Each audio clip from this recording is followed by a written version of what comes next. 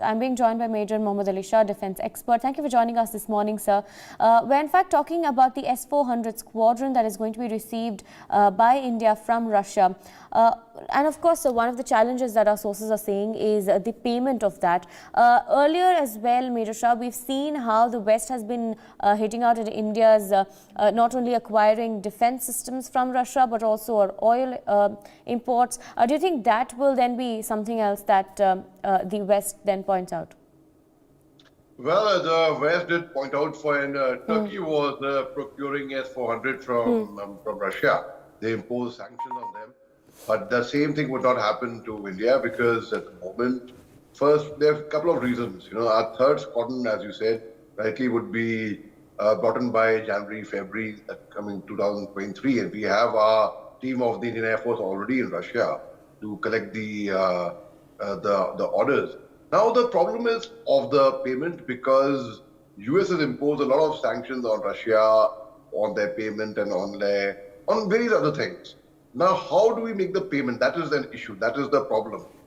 But I'm sure Russia is going to understand it, and India and Russia will sit together and they will work out something on the payment. There is no problem on that at all. I don't see that to be an issue. Right. I really don't think that could be an issue at all. Right, now, sir. Talking about the S-400 squadron itself, could you help us understand the significance of this acquisition? Sure.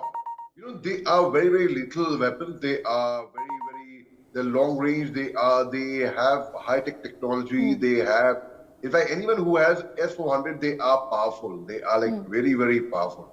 And America had hinted earlier that, you know, India should not go in for S-400, but we went ahead and we did what we had to because it is a very, very, very, very lethal weapon. It's something like, I'll give you an example. Now, when you keep a weapon which could be very, very dangerous, which could be very destructive, and people would actually fear it, what they possess that kind of weapon. But we have that, we would be having that technology which would be from Russia, and it is a very high-tech technology. Now, why America will not impose sanctions on India the way they did on Turkey is because today, in today's world, in today's day and age, America needs India much more than India needs America. When US had imposed sanctions on India for the raw import and export of raw materials of the COVID-19 vaccination, that is the time on one single day when India administered 1 million vaccination. That is the day, you can call it coincidence or whatever. The fact is, America reopened that sanction that same day. America said, okay, no more sanction on them. And we have helped so many other countries also with the vaccination. Now, America needs India as a Quad, a strategic partner for Quad because India is neighbors with China, and India plays a significant role in curbing the aggression of China in the South Pacific Sea, in the Indian Ocean. So America would not impose those sanctions on India at all. And secondly, regarding the payment, as I mentioned, it is not an issue. I'm sure something will be worked out. Thirdly, they are very lethal weapon. It is the S-400 are extremely lethal. So the world needs to be careful of.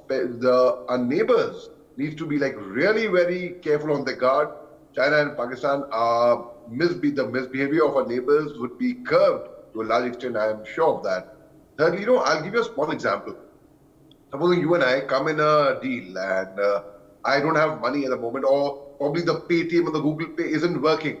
So now how do I make the payment to you? Because the Paytm, my internet is down, the Paytm or Google Pay has got jammed. Either give you cash or I give you. So there's an arrangement that we'll work out. Or I'll say, if not today, then I'll pay you after a week, whenever whatever the thing is. So I'm certain that there would be an arrangement which would be worked out between India and China.